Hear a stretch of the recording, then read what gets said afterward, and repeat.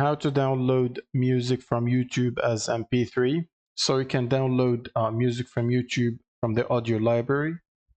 Now you can download those as MP3 and use them in your YouTube video completely royalty free. First, you want to click on your profile logo and go to YouTube Studio. And then on the left side, you want to click on Audio Library.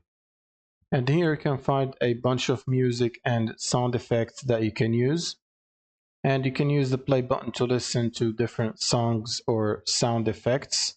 And then once you pick the one that you want to download, you can simply click on the download button on the right side. So under added section, if you hover over it, it will see a date and then download button. Once you hover over it, then you want to click on download and it should start downloading the soundtrack. Same for the effects. If you go to the sound effects section and then pick an effect and hover over the date when it's added, you should see a download button. When you click on it, it should start downloading the sound effect. And that's pretty much it. Thank you guys for watching and subscribe.